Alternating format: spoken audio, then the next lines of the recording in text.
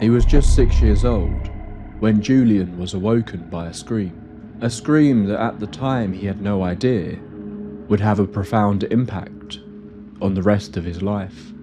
In the middle of the night, he slowly walked down the steps of his family home until reaching the living room where he found his father, sat in the armchair.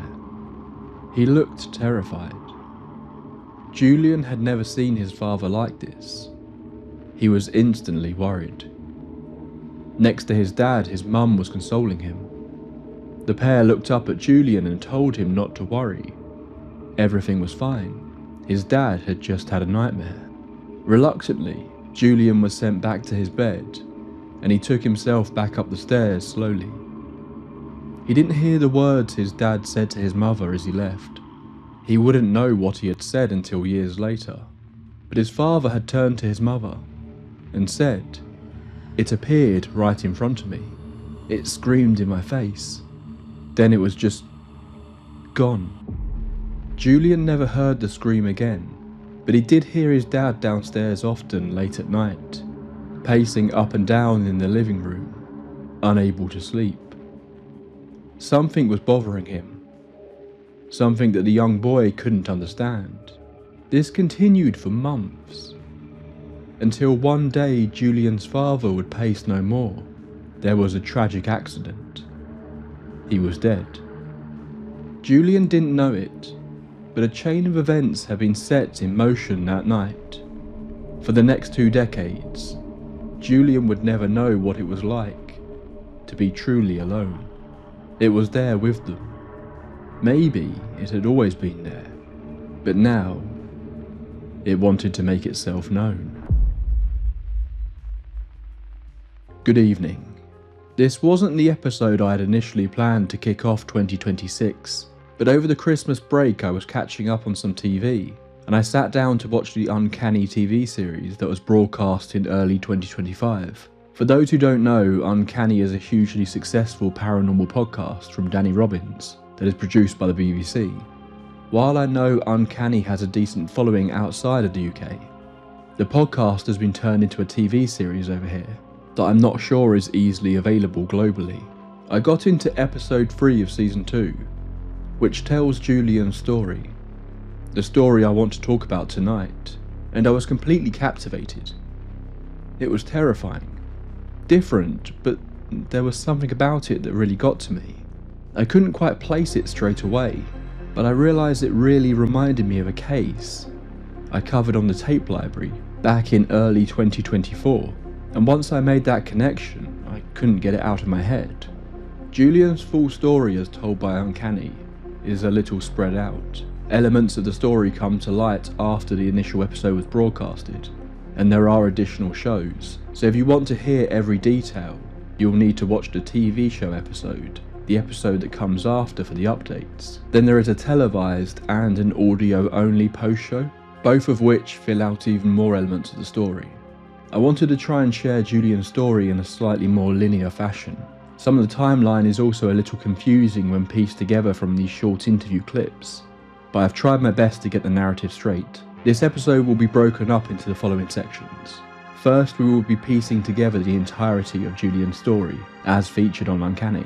Then we will look at the case I was sent a couple of years ago and look at the similarities, before finally we get into the broader ideas of the Shadow Man phenomena, and looking at possible explanations of what could have happened here. If this story interests you, I strongly recommend checking out the episode of Uncanny. While I want to try and present the story in a more straightforward fashion here for the archives, I think hearing about the experiences directly from witnesses adds a lot of weight to these events. So please do try and check out both if you can.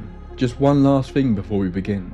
I asked this in a post a couple of weeks ago, but I'm putting together plans for the rest of the year. So if there are any paranormal cases you really want to see me cover, please drop me a comment below and tell me what ones.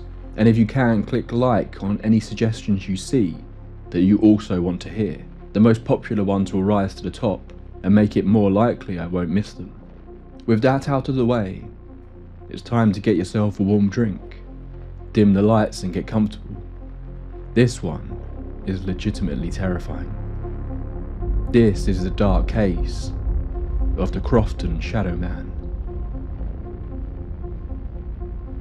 Welcome to the Tape Library. Julian was a happy child, living in the small village of Crofton just outside of Wakefield in West Yorkshire. While there was clearly something going on with his father, Julian was young and mostly unaware of that fact. But that all changed when he was 7 years old. The exact details of what happened were understandably kept private, but a tragic accident happened. Julian's father fell and hit his head in the home. The ambulance came, the police came, but nothing could be done. He was dead. Julian's mother, distraught, took her son and headed to stay with her parents. Julian's grandparents had a bed set up in the loft space, where he and his mother could stay as long as they needed to. But that first night would be etched into Julian's memory for a different reason than just the grief they were both feeling. Julian was laying there in bed, his mother to his side, fast asleep. But Julian understandably couldn't sleep. The last 12 hours had been chaotic for this poor child, and he lay there in the darkness trying to make sense of it all. When suddenly, something caught his attention. Julian slowly turned to his other side, away from his mother and towards the window. That was when he would see it for the first time. The thing that would haunt him for years to come. He was sure it was there. A man, but impossibly tall. Backlit by the streetlights outside. He was standing there by the window, looking down at Julian and his mother. Julian estimated that he was around 7 feet tall and dressed in all black clothes. Julian, frozen in fear, looked at the figure with intensity. But then he began to question if he was wearing clothes at all. It was so dark, blacker than black, like a shadow but solid. Finally the paralysis gave way to sheer panic, and Julian began to scream. His mother shot up in bed, but rather than trying to comfort her son, she began to scream too. That was the moment that Julian knew this thing was really there. There really was a man in the room. She could see it too. Julian's mother picked him up and ran out of the room, but when her parents came up to look, there was no sign of anything wrong. There couldn't have been anyone else in that room with them. This incident was easy enough to brush off as a nightmare. Both Julian and his mother had been through a truly traumatic experience that day, and were sleeping alone in an unfamiliar place. The boy simply saw a shadow of something in the room, and scared himself. His mum, also in a dark mental state and sharply pulled out of sleep, instinctively reacted to the cries of her child. Maybe she didn't really see anything. It all happened so fast. Years passed and this memory faded into the background for Julian. By the late 90s, he was a teenager, still living in Crofton with his mother in the same house. As a teenager, there wasn't much to do in Crofton. Julian and his friends would mostly just spend their free time wandering about, and that's exactly what they were doing on this particular evening. He was with a handful of his friends, and they were walking through the graveyard, when one of them, Martin, was suddenly startled. Martin pointed and said, "Who's that?" Initially, the others just assumed he was messing with them, just trying to spook them as they walked through the graveyard. But sure enough, when they looked, there was someone there. Someone was watching them. Stood just 20 odd feet away up an inclined dirt path, someone was standing next to a tree. But they all knew something was off about this person. To start with, it was like they couldn't make out any features of them. What's more, they seemed very tall. Julian froze, the hairs on the back of his neck standing up on end. Instantaneously, he was transported back to that room in the loft, all those years ago. He was sure of it. This was the thing he had seen that night. His friends were creeped out, but none of them knew the relevance to Julian of seeing this figure. Before they could decide if they should approach or run away, they looked back at the tree and the figure was gone. Again, it feels easy to pass off in some ways. It was dark, it could have just been someone else in the graveyard. But Julian couldn't shake the similarities of what they had seen. It looked just like what he remembered seeing that night. But memories are fragile things. Maybe he was just freaking himself out. Julian kept it all to himself, for the moment at least, and didn't tell his friends. Sometime after this, one of Julian's friend's parents were going out for the night, meaning the teenagers had somewhere to hang out that wasn't just the streets of Crofton. The group were hanging out in the back bedroom of his friend's bungalow, playing the guitar and just generally chatting. There was nothing odd about this evening, it was just like any other. At some point they decided to relocate to the living room, and they all walked into the darkened space, when instantly they all froze. There was someone in the room, sat in the armchair in the corner. They instantly all noticed a man's shadow, just sitting there in silence. They all jumped. Julian's mind instantly panicked that it was his friend's dad, home early, and that they were all in trouble. But something about the figure troubled him. It looked dark, unnaturally dark. He didn't have long to process this though, as his friend flicked on the light switch. Everyone went silent. The chair was empty. This was just the start. Julian began to spot the shadowy figure in different places around the village, normally only catching a quick glimpse of it before it would vanish again. But it wasn't just him. His friends were noticing it too. Not always the same group, different people would report seeing it. There was seemingly no pattern. It would appear in different places at different times of the day and night. This same dark silhouette of a very, very tall man. They all quickly began referring to it as the Shadow Man, debating what it could be, but Julian was keeping tight-lipped about his previous experiences and concerns. Julian was the one constant. He always seemed to be there when someone caught a glimpse of it. There was one occasion when Julian was with two of his friends at school, a boy named Stuart and another who has not been named, when Stuart looked at Julian and noticed it. Just a little further down the hall behind Julian, Stuart was shocked, asking what on earth it was, this strange shadow behind his friend. But strangely, on this occurrence, when Julian turned around, he couldn't see it. He tried his hardest not to let on that he knew exactly what Stuart had seen. Although, to jump forward a little, it was revealed years later that it wasn't only strictly when Julian was present that this entity was spotted. We talk about some of these other sightings in more detail later, but I just wanted to highlight another that happened at the school. After the initial episode of Uncanny was broadcast last year, one of Julian's childhood friends, Andy, got in touch with the show.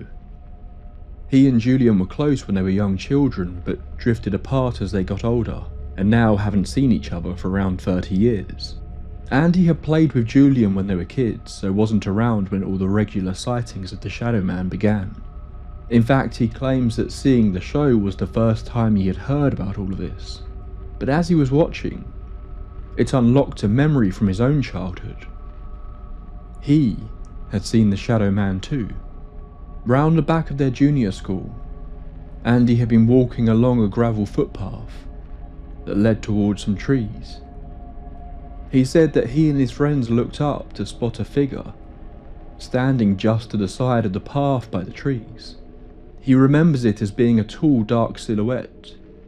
Despite being daytime, it was like it was completely shrouded in darkness.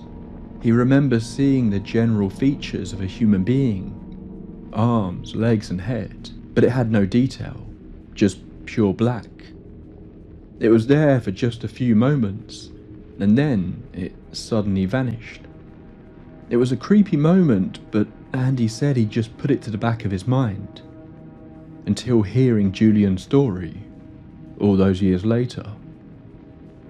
It was Stuart who started piecing together that Julian seemed to be the common denominator in these sightings. The group had been constantly sharing theories, and Julian was beginning to reveal small details of what he was seeing to his close friends. One afternoon, Stuart got his first real good glimpse of it, as it appeared on one of the village's streets as they walked past. It was exactly the same as the thing that he had seen behind Julian in the school. Stood totally still, a solid black figure, but in the daylight, he could see this was no shadow. It was real. It was three-dimensional, but once again its appearance only lasted a brief moment. Stuart had gone back to Julian's house with him. At one point, Julian nipped upstairs to get something from his room, and Stuart, clearly concerned for his friend, and genuinely quite scared by this point, decided to tell Julian's mother about what had been going on. The pair spoke about the sightings, a fact that Stuart and Julian's mother kept from him. In fact, he didn't know about this conversation until Stuart's interview on the Uncanny episode. Interestingly, Julian's mother had her own theory. When Stuart explained how it stood and the slightly odd movements that some of his friends had reported seeing on some occasions, she believed it sounded exactly like the posture of Julian's father. Had he returned to watch over his son? Or was Julian's mother trying to convince herself that whatever this presence was a positive entity, because she knew, at least deep down, more than she was letting on? One night, Julian was in his room. His friends were there again, spending another night together, chatting and listening to music. Julian was sat on his bed close to the window when he heard something, like a stone hitting his window. He paused. Then he heard it again. Julian sat up and pulled apart the blinds, expecting to see another one of his friends asking to be let in, but he didn't. Instead, he saw, standing at the bottom of his garden, that same tall, dark figure. Despite its lack of features, Julian could tell it was looking at him. It knew Julian was there. It wanted his attention. His friends quickly began to gather around the window, when the figure did something unusual. It ran. It ran to its right, through the wall that separated the garden, and down the driveway before disappearing from view. The group rushed outside and searched the perimeter of the property, but there was no sign of it. Most of the other sightings had been in random places at random times. This felt much more targeted. What's more, it filled in something about this figure. It wasn't just vanishing. It was running away when spotted, and it could move fast. Could this mean it was just a person? It didn't make sense with its appearance, but the run made it feel more tangible, like this could be someone playing a prank or even stalking the teenagers. But after this incident in the garden, things began to happen in Julian's house. It started slow, as these things often do. Items would go missing and reappear in different places. The kitchen radio would turn itself on at random times, despite there not being any batteries in it. Julian said at times it would feel like the atmosphere in the home would change. He would be overcome with the strong sensation that there was something else in the room with him. But it wasn't just the feeling of being watched. Julian made it sound very much like his fight or flight would kick in. Whatever was there felt like it was about to attack him at any moment. This would be most commonly felt in the living room, and it was the living room that Julian began to notice a strange recurring event. In the corner of the living room by the door that led to the garden was an antique Victorian cabinet. It had never done it before, but in the last few weeks it would seemingly open by itself. It had a key that you could use to lock it, but no matter how many times he would lock it, the door would be found open. At night on occasion, Julian claimed chillingly that he would actually hear the sound of the key turning before it slowly swung open. It went so far that he even attempted to seal it shut, lining the inside with blue tack and the outside with masking tape, but that didn't seem to work either. Normally he would find it open in the mornings when he got up, but a few nights when he stayed up late, he began to actually see it happening.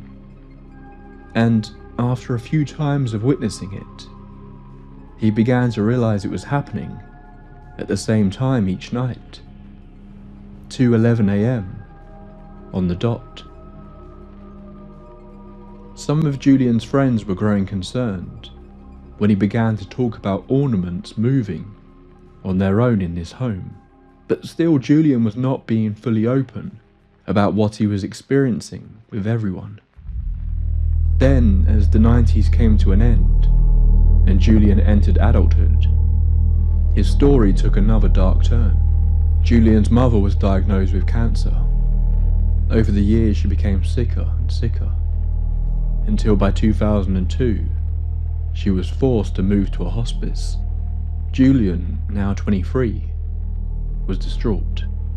His dad's sister Blanche lived in New York, but as they got the news that Julian's mother didn't have long left to live, she hopped on a plane and flew over to be with her and Julian. It was February 7th, when he was told this would be the final stage of his mother's illness. They would now just be managing her pain, and she likely would not be conscious again. Luckily, Blanche arrived in time. She greeted Julian and then took her bags upstairs. The hospice had a room on the top floor where guests could stay temporarily. But it wasn't long before Blanche was back downstairs. She looked pale and visibly shaken. The nurses and Julian looked at the elderly woman, who initially just said she didn't want to stay in the room. She didn't like it, and that she would check herself into a hotel instead. Julian was rather annoyed. He didn't need this drama on top of everything else, but then Blanche dragged him to one side and said quietly that she couldn't go back into that room. She got a really weird feeling when she was in there, and she was sure the shadows in the room seemed to be moving. Julian didn't make the connection right away. There was too much going on, too much on his mind. The taxi arrived to take his aunt to her hotel, but she refused to go back upstairs to get her bags. Julian still thought she was just being difficult, so volunteered to go up and get them for her. At this point, he just wanted some quiet to process what was going on. Julian rushed up the stairs, through the darkened corridor and into the room that Blanche was supposed to be staying in. As soon as he stepped over the threshold, it hit him. Something was off. Like he shouldn't be there. A similar feeling to what he had been experiencing in the house. Julian grabbed the bags and quickly rushed out of the room, back down the wooden steps. As he took the first few steps, he was suddenly hit with the sensation that there was someone behind him. Julian turned to look. The top of the stairs into the corridor were dark, lit only by a few dim emergency lights. But he couldn't see anyone there. Still, he wanted to get away from here as quickly as possible, so he broke into a light run as he headed down the stairs. As soon as he started moving faster, the feeling transformed from not just feeling like someone was there, but that he was being chased. His heart was racing. The hairs on the back of his neck were standing on end. His body was responding to a danger that seemingly wasn't there. Or so he thought. As he reached the bottom of the stairs and was halfway down the hall, he turned back again. There, he saw it. Walking down the stairs, slowly, one step at a time. The shadow. Julian came crashing through the doors that led to the reception area where his aunt and the nurses were waiting. He didn't explain. He just got his aunt into the taxi and let her leave.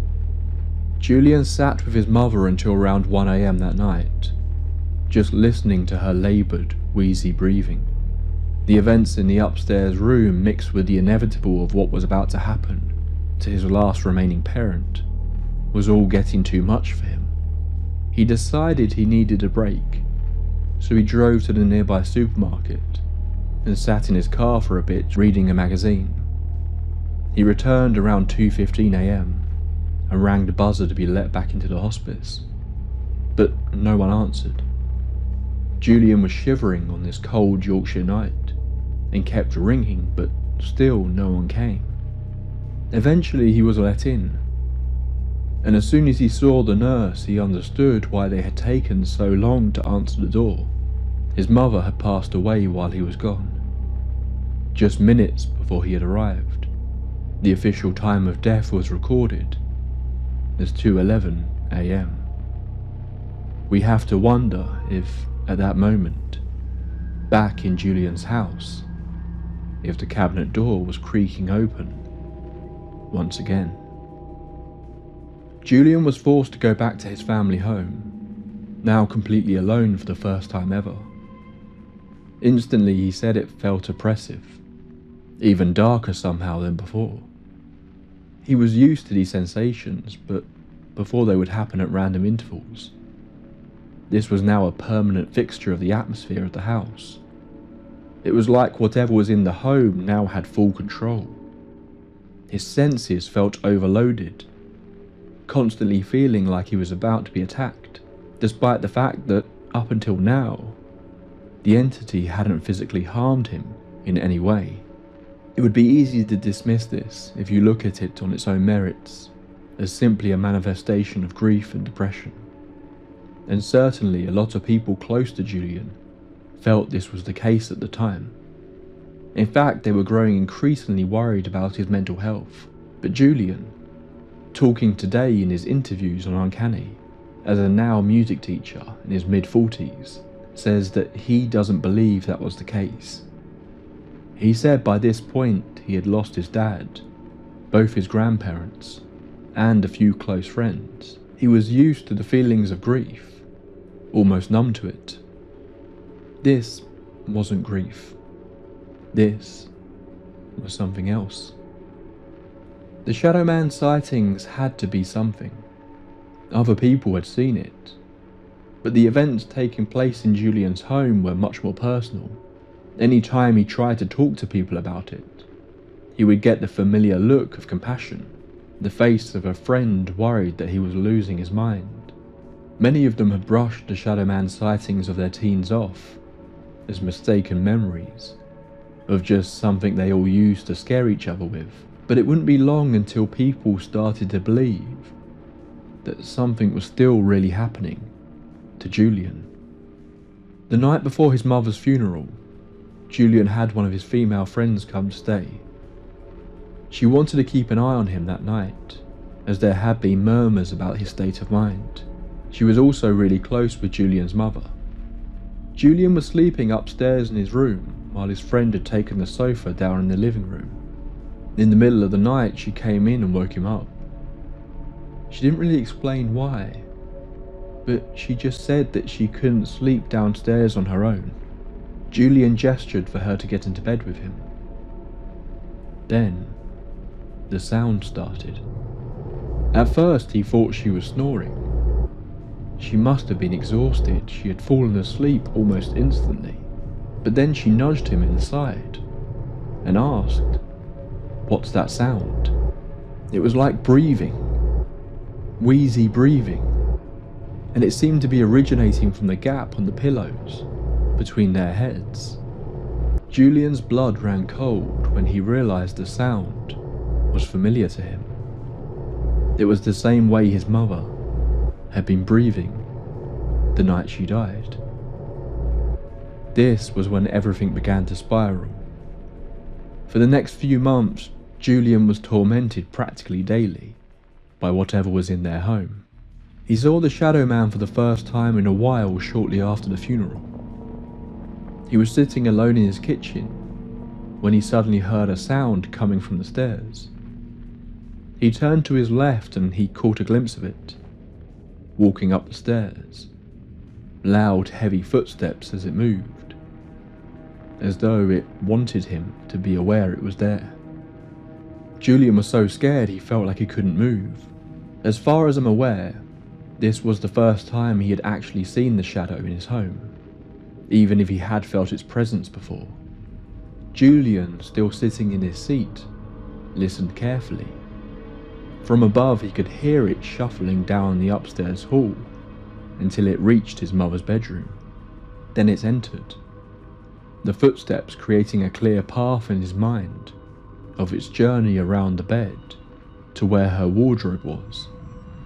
Then it paused. A few moments of silence before the footsteps started up again, but this time they just seemed to be pacing back and forth in his mum's room, until eventually it just went silent. From that point on, Julian was too scared to go upstairs to his bedroom. He began sleeping on the sofa, but he couldn't do it at night. At night he would stay up vigilant. At night he would stay up and see the cabinet creak open at 2:11 a.m. At night he would be too scared to rest. But as the sun rose, he would pull the duvet over himself on the sofa and try his hardest to get some sleep. But even during the day he was now scared to go upstairs. Despite most of the activity taking place in the living room, he said every time he went to the bottom of the stairs, it was like he could feel it was there, standing at the top of the stairs, looking down at him, as though it were daring him to come up. Even though he couldn't see it, he knew it was there. Every now and then he would hear the floorboards creaking upstairs, as though it were trying to remind him it was still there. A few nights later, Julian was laying on the sofa. He was feeling warm, so he threw his duvet off the sofa onto the armchair next to him. The second the duvet hit the chair, the sound began. That same wheezy, throaty breath. The breathing that reminded him so much of his mother's final breaths. It was so loud, so real. He panicked and ran out of the house, climbing into the back seat of his car. He had no idea what he was doing, where he could go, but he sat there trying to compose himself, when suddenly it appeared right in front of him, sitting on the back seat with him. The shadow figure just appeared from nowhere in the blink of an eye. It exhaled one long, wheezy breath right into Julian's face, a breath that he felt on his skin. And then, as quickly as it had appeared, it was gone. This breathing would become a common occurrence in the house from this point onwards, with Julian estimating that he heard it hundreds of times. One night it got so bad that Julian left the house in the middle of the night and got back in his car. But this time he started to drive. For some reason he just started driving in the direction of Scarborough. He didn't know anyone there, it just felt like a place far enough away from the house, a place that he could think. After a couple of hours, Julian finally calmed down, turned the car around and got back to his house around 5 a.m. When he got there, he was surprised to find 2 police officers standing outside his house, demanding to know where he had been and what was going on. As I've already said, Julian's friends were growing increasingly worried about him, and one had tried to call him that night, but obviously got no answer. They went round to the house to find all the lights on, but with no one answering the door, they decided to call the police. The police had entered through a door that Julian hadn't locked, and of course found nothing wrong, but waited around in the hope of talking to Julian to make sure everything was okay. Julian asked them why they hadn't waited inside, to which the police sergeant that was there responded that they felt like something was wrong with his house. They didn't like being in there. A fact that made Julian not afraid, but thankful. It was another sign this wasn't all in his head. Other people were feeling it too. Julian's close friend Martin was very skeptical about all this. Despite being one of the people to see the shadow man in the graveyard, he thought at the time there was a logical explanation for all of this, and to this day he still has that viewpoint, although he couldn't tell you what that explanation could be. But he was very worried about his friend. He thought Julian was having a breakdown, and he offered to come and stay with him one night. Julian was telling Martin about what was going on, how objects kept moving in the house, but was very hesitant to reveal the exact details of what had happened, especially about the shadow man and the breathing. Julian was agitated and visibly anxious, but Martin hoped having him there would calm him down. The two men fell asleep in the armchairs in the living room that night. Seemingly Martin's presence had relaxed Julian enough to actually fall asleep. But it would be Martin who was the one jolted awake. He said he was awoken by some sort of breathing, but not just a sound. He felt it on his face, as though someone just let out a big sigh right in front of him. Martin's eyes quickly flicked open and he jolted backwards in the seat, but there was no one there. Julian was still asleep in the armchair on the other side of the room. While he might argue that he is still skeptical about the whole thing, the incident scared Martin enough that he woke Julian up and suggested they go and stay at his house instead. Julian hit his true breaking point just a few nights later. Again, he was laying on the sofa late one night when the now familiar sound of the cabinet door creaking open was heard. Then seconds later, the breathing began. Julian didn't look around. He just laid on his back and kept staring up at the ceiling. He couldn't face it. Not again. He was broken. He made a plan in his head. He would jump out, run out of the house to the phone box, and call 999. He didn't know what he expected the police to do. He just needed someone to help him. But as he finally plucked up the courage to move, he said it was like something struck him. Whatever it was had hit him so hard that it knocked the wind out of him. He had long had a constant fear that the entity would attack him, and seemingly it finally had, a demonstration of its power. Then he heard a loud noise screeching across the room. Julian jumped up off the floor onto the sofa and glanced around the room. The armchair that had been there next to the back door had been pulled across the room and placed in front of the TV. But there was something else. Something on the chair now. It was the family photo albums. They had all been placed on the edge of the chair, stacked on top of each other, but it wasn't possible. His mum kept those in her room. They were in her wardrobe. He hadn't touched them since she had passed. That was when he glanced up to the clock. 11 minutes past 2. It wasn't as though Julian hadn't tried to reach out for help from anyone though. Julian wasn't religious, but he did know a priest. In fact, it was the priest who had overseen his mother's funeral. Just 2 weeks after she had died, Julian had got in touch with the priest asking for help. But as so many others seemed to believe, the priest thought Julian was just suffering the weight of grief. He tried to give the young man guidance, but he wasn't taking the claims of a haunted house all that seriously. But Julian ended up contacting the priest over and over, and while he might not be a believer, in his mind, this was a priest's job.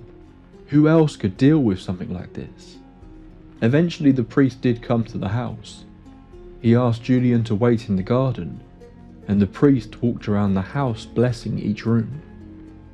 By this point, Julian's friends had been trying to look after him each night, taking it in turns to come round in the evening and lock up the house before Julian would then come and stay with one of them. This time it was Martin's turn. The pair checked the house over, shut all the windows up, and left around 10:30 PM to stay at Martin's. They returned the following morning around 9 AM, As soon as they did, they knew something was wrong. There was something smeared across all the walls of the downstairs rooms, up towards the stairs, and then up them too. At first it looked like a series of brown squiggly horizontal lines. It was only when they got closer they began to think that it looked an awful lot like blood. It was wet, dripping down the walls but starting to congeal in places. Martin said in a later interview, it almost looked like someone had cut themselves and was dragging the cut across all the walls. Not long after this, Julian was sitting on the stairs one afternoon. He was ruined. He felt helpless, with his face buried in his hands as he debated what to do, when a letter came through his letterbox. A letter he still has to this day. It seemed his story had become subject of gossip in the local area. He looked out of the window and saw an older woman with long white hair and thick sunglasses walking away. Julian read the note and it said, "Hello Julian. Mary only needs to come round for half an hour to discover who or what is causing the problems and why, and then pass them on to the spirit world. Please contact either one of us. Don't let this get worse when it's so simple to put right. From Mary and Helen." Just a few short days later, they came to the house. Mary apparently walked straight in through the front door without saying a word to Julian. She immediately made a beeline to the living room, her attention purely focused on the corner of the room where the cabinet sat on one side of the doors and the armchair on the other. Finally, Mary spoke. She said to Julian, "That's where he is. He's really tall. He stands in the corner all day watching you. He's watching you right now." But then Mary's head shot to the left. She told Julian he was running. That it had run upstairs. That it knew why she was there. She also told Julian that it had been in the family for a long time. A detail that Julian wouldn't truly understand until years later. Much like the priest, she asked Julian to wait in the garden, and whatever Mary did while she was in the house seemed to have some effect. Julian said when he re-entered the house it felt lighter for the first time in a long time, but it didn't last. While the activity wasn't the same as it had been, things were still happening in the home. Julian was still not alone. He finally decided that he had no choice. In October of 2002, just 8 months after his mother had died, Julian sold the house and moved away from Crofton, keen to put all of this behind him. And for over 20 years, that's exactly what he did. Julian had become aware of the show Uncanny at some point, and did decide to submit his case to them. But he said he never expected to hear back from the show, that he mostly just did it as a form of closure for himself, a chance to finally write down everything he went through, a story he had never told all the details of to anyone before. But the show did get in touch, and presented Julian's case to the public.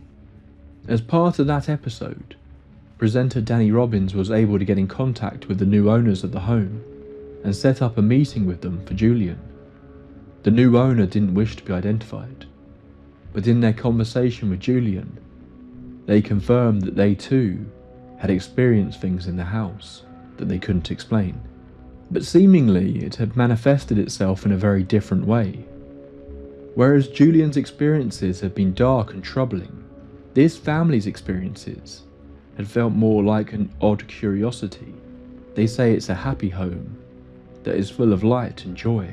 Seemingly the darkness is gone. But it hadn't followed Julian either. Julian hadn't experienced anything strange since leaving the house. So what happened to it? Did Mary's ritual work? Was there more than one presence in the home? In the follow-up episode, Danny Robbins talks about a number of emails he had received. One was from Julian's childhood friend claiming he had seen it at the school, but the other two responses he featured were very interesting. One was a seemingly much more recent report of someone walking past a graveyard in Crofton and seeing a tall, shadowy figure standing there. Then there were the claims of a woman named Lauren, who also grew up in Crofton. She was younger than Julian, but was around 13 years old when he was having the bulk of his experiences. She said that she had started seeing something around this time in her back garden, a sort of figure of a man, but it was always just brief glimpses before it would vanish.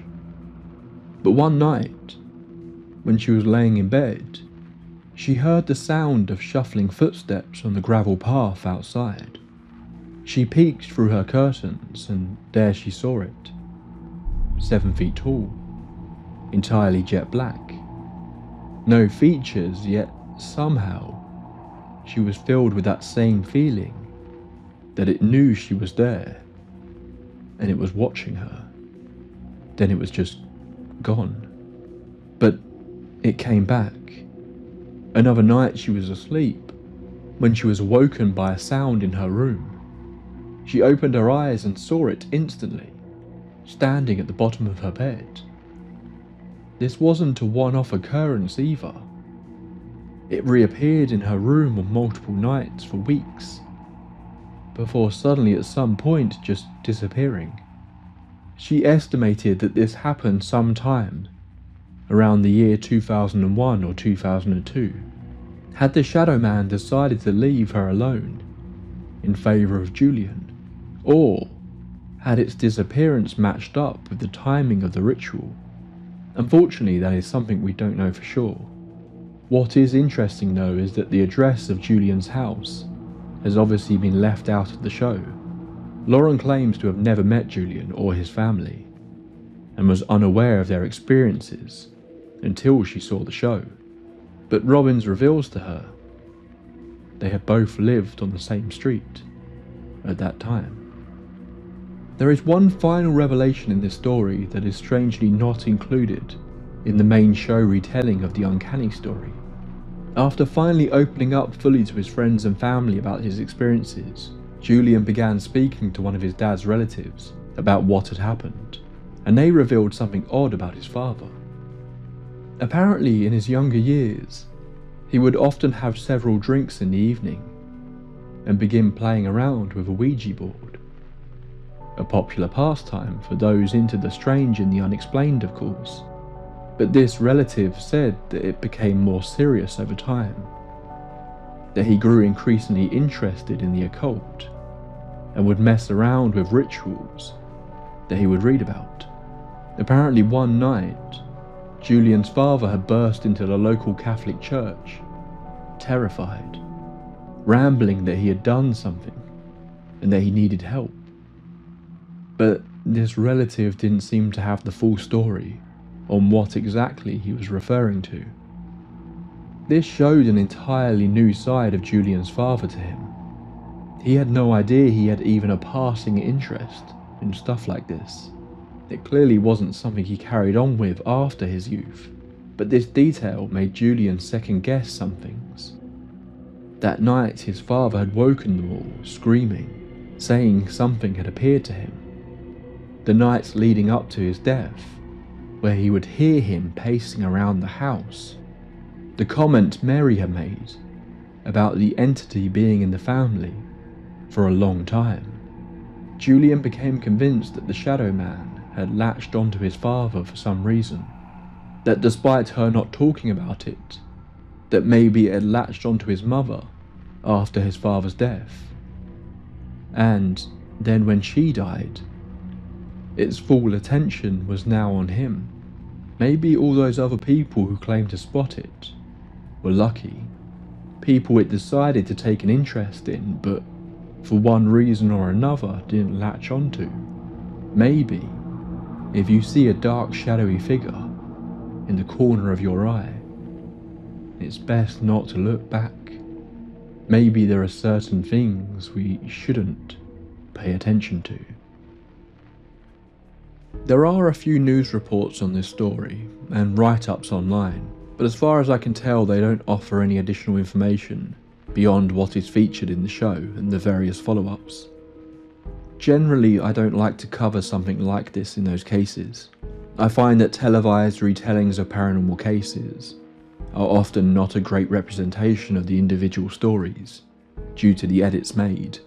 This isn't necessarily a malicious or deliberately deceiving tool, but at the end of the day, they are not supposed to be serious paranormal investigations. They are supposed to be entertainment. So edits are made that make the story flow better, or make the story more well-rounded. I think that is less likely the case here, but it's always a concern I have when using paranormal shows as a source due to the segmented nature of the interview clips.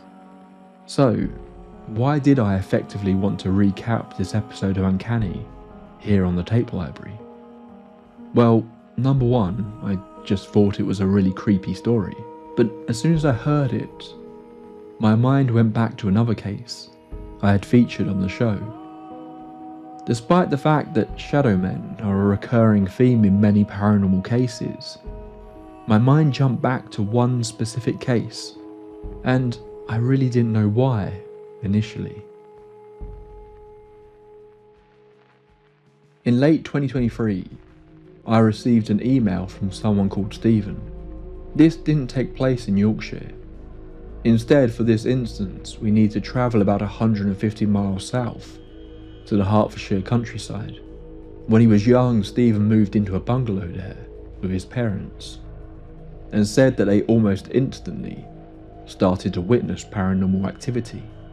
Strangely, in his recounting to me, he really didn't focus on this side of the events too much, but he did mention his record player would start playing when he was out of the room, that he and others in the area reported strange lights in the sky on more than one occasion, and that he was convinced he heard a young girl talking in his room when no one was there.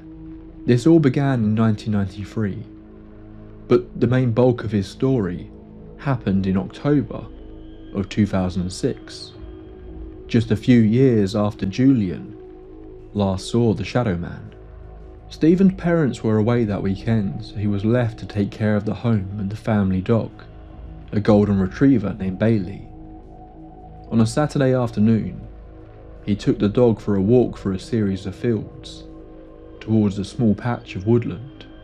This thin stretch of woodland only took a few moments to walk through, but he said something about that area always made him uneasy, that it felt wrong, even in the day. On this day, that feeling was amplified.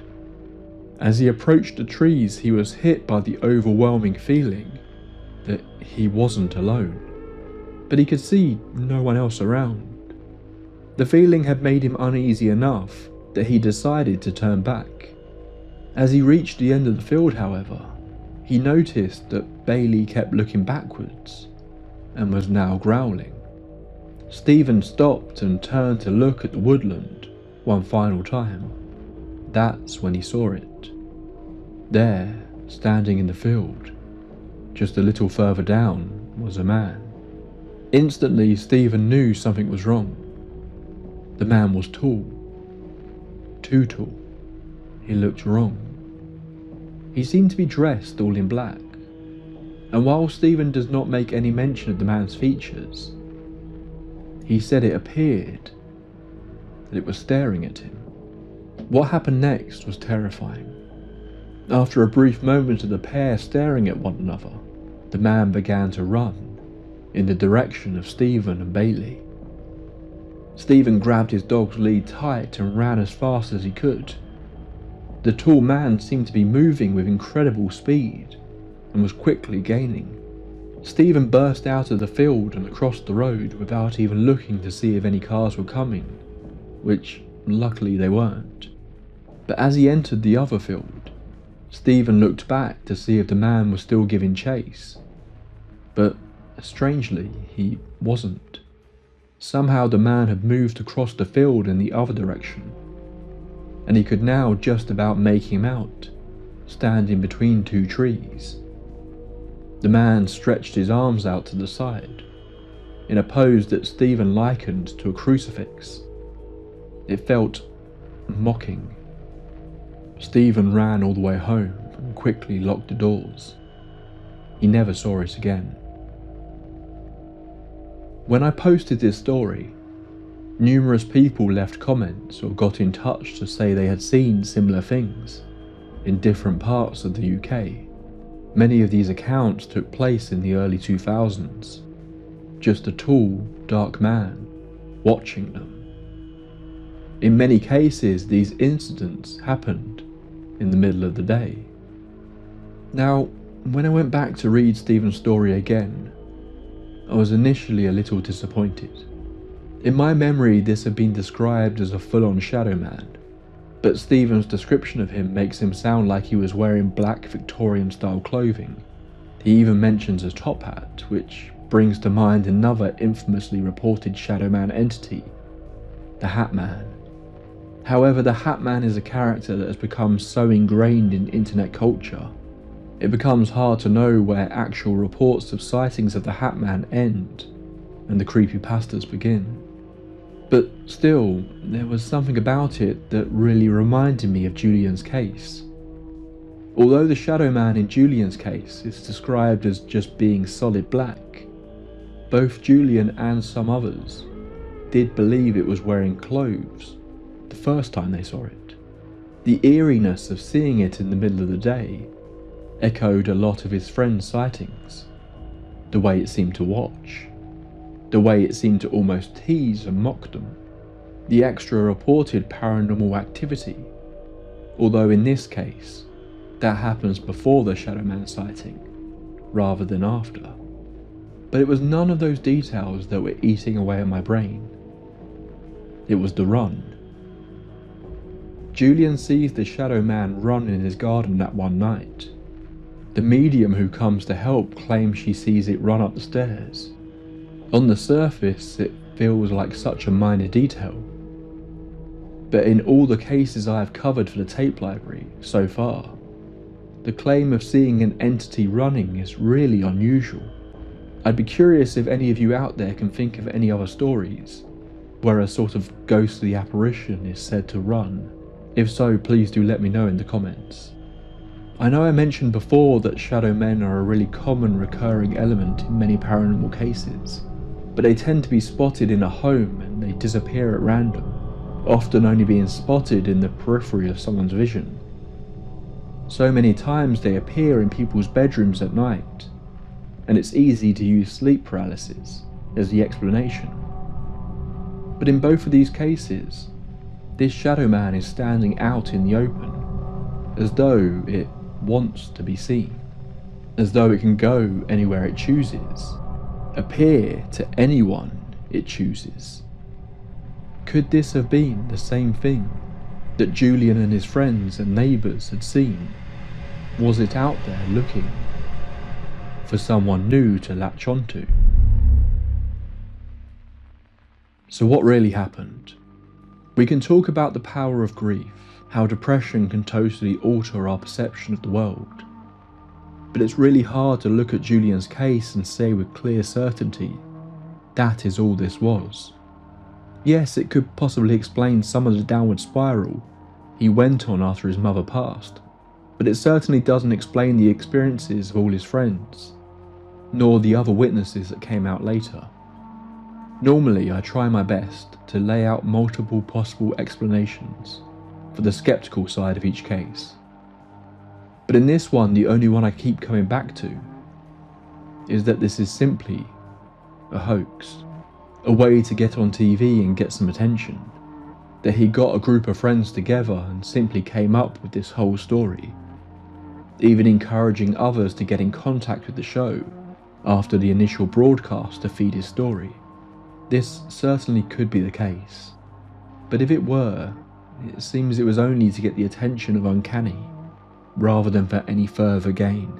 Julian hasn't suddenly started doing the media circuits. As far as I know, there is no book about the Crofton Shadow Man in the works. I'm not sure I can fully accept this though. Julian comes off genuinely quite shaken by this whole thing. He also seems fairly introverted. At least one of his friends argues that this wasn't paranormal, and there is an explanation, but he just can't seem to figure out what it is. They all seem to reveal details through their various interviews that the others aren't fully aware of. If this is a hoax, they have done a great job of putting on the act. Plus, if this is a hoax, he has dragged the names of his deceased parents and pulled in the new owners of the house into this web of lies, which feels pretty wrong if this was just intended to be a bit of fun. But honestly, even though I'm unsure if this is the case, it's the only skeptical theory that truly makes sense to me. The only other possibility I can consider is that Julian told his story about the Shadow Man to his friends when they were young, and they basically all scared each other into believing it was real, a sort of shared delusion. And when Julian's life began to unravel, he started to fall back into this fantasy of the Shadow Man, blaming it for all that was wrong in his life. But I still think there are plenty of holes with this idea, including the other witnesses and the new owners. So, if they really did see something, what was it? Well, there's a few threads to tug at here. The new owner says they have experienced activity, but that it wasn't like what Julian faced, which begs the question, does the paranormal act almost like a mirror? Julian was going through a very dark time, so it presented in a dark way to him. But this new family are happy and joyful, so don't face the same kind of thing. Or were there multiple pieces of phenomena going on in the house? Was the Shadow Man entity chased away by the ritual, leaving behind a spirit that was also haunting the house? If so, who is that spirit? What about the occult practices that Julian's dad was involved with in his youth? It sounds much like a young man messing around and having fun, but if the story with the church was true, then maybe it turned serious. Maybe he was able to summon something, and that something was this shadow being. I generally think that Julian's fleeting memories of his dad's behaviour leading up to his death are one of the most chilling aspects of this case. I wish we could get more information on what was going on with him at this time, before he tragically passed away. But of course, the defining element of all the activity that took place here is that Shadow Man. Across history and across cultures, people have reported encounters with dark, human-shaped figures that appear briefly and silently, without clear features. In European folklore, these encounters were often explained as the night hag, a shadowy presence who would appear when someone was sleeping.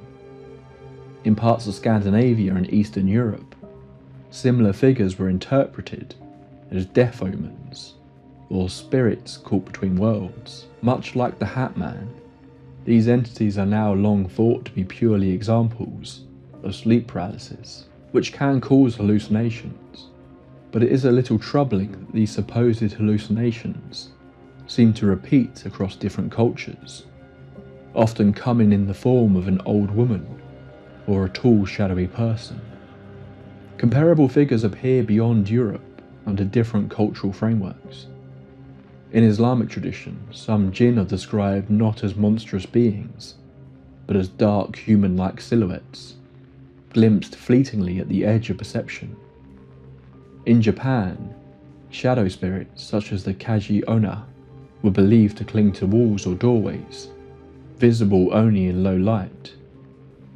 Among Inuit and other Arctic cultures, encounters with tall dark figures were sometimes interpreted as spirits of the land, something we have covered in my recent episode on the Arctic Circle. In the United States, one of the most striking folkloric parallels is found in the Dark Watchers of California. These figures have been reported for over a century in the Santa Lucia Mountains and surrounding coastal ranges.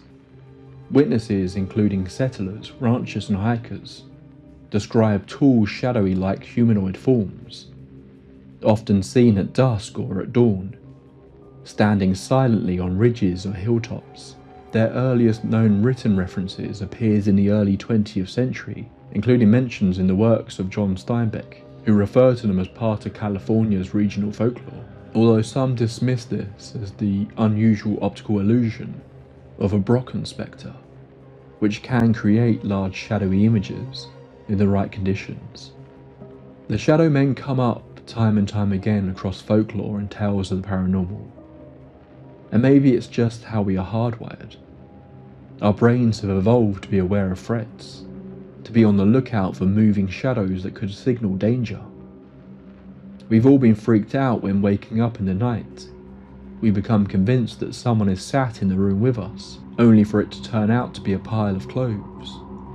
The brain jumps to the idea of a threat first, and then we rationalise it later. But if Julian's story is accurate, if the story his friends tell is accurate, if Stephen's story is accurate, then surely these can't be simple hallucinations or mistakes, can they? They appear in such vivid detail, to so many different people, in such different situations. I think this one got to me a little due to personal experience as well, because while I see myself as a skeptic, I do have one strong memory from my childhood of seeing something like this. Something I have always passed off as a fragmented memory of a dream. But it makes me wonder, what if it wasn't a dream? Maybe more of us have seen these beings than we might know, all too ashamed to talk about it, or convinced we were mistaken. Maybe this is a story that is much bigger than Julian. And maybe it's a story we haven't finished telling just yet. That's all for this entry into the tape library. As I said, this wasn't the story I planned to kick the year off, but I got so obsessed with it I felt I had to talk about it. If it is available where you are in the world, I really do strongly recommend checking out the Uncanny episode on this case. Hearing the accounts from Julian and his friends will likely add an extra dimension to all of this, so I'd be curious to hear if you guys change your opinions on this case after seeing their interviews. Thank you all for the 2026 topic suggestions. There were so many interesting ones already, and I think this is going to be a really great year on the tape library. So if you aren't already, make sure you subscribe to ensure you don't miss out on any future episodes. The plan is I'll be back next week with our first episode of the year of my second show, Night Drive Paranormal, where I narrate your personal paranormal experiences. Then we'll be back here in 2 weeks for another entry into the tape library. And I think the next one will be a lot of fun. Until next time, my friends, pleasant dreams. This episode was made possible by the kind donations of members on YouTube and Patreon. Our tape library archivists Yenok, Aurora, Lee Borrox Johnson, The Bisexual Mooncult, Now and Zen, Pat McShay, Laria, Yoinks and Away, MJW, Kevin Jackson, Emulated Phoenix, Jamie Long, Lisa Marie Sheridan, Shan Harding, Gaffy with a G, ML, Rosary Sudrabin, Plum Blossom, Gina Britton, Emily Carlin, Sarah Boyd, Thomas Brotwright, Stephen Lutman, Crystal E, West Virginia Vegetable Man, Dawn Swan, Tina S, Sean Miller, Juno, Joseph Gondola, Jolly Jedi, Pantherpaw, Pixelina, Joe, The Crimson DM, Detective, Jean Janine, Lady Bet Noir, Darla, Alfredo Sandoval, G-Raw, Midia Zabine, Dominic DeAngelis, Dagan O'Dorleg, Judith Hacker, Eric Salas, Mirashard, Adeline, Ashlars Books, Tracy Torello, Gabrielle, Umiko Grimm and Sandy Lusk. Our lead archivist, Wynne Lewis, Plague Doctor Izing, Quirky Joseph, Amy Stubblefield, The Original Deer, Emmy Bartley, Ridiculous, London Grace, Melissa Harrison, Emperor Franz, Old Soul Like Mine, Xavier Angle, Sagel Callie, Alex O'Neill, Tyler Michael, Alex Goldberg, Darren Morgan Green, Vaniel, Brian Baker, and 1000th Ghost. And our top bosses, the Grand Overseers, Harrison the Ogre-Lord, Leah Carmella, Bad Diddley, Katie, Morning Rain 2619, Agent 355, and of course, Queen of Flatulence. And thank you to all my junior members and YouTube members as well. If you want to support the show, you can do so through Patreon and YouTube memberships. Links are in the description. Thank you.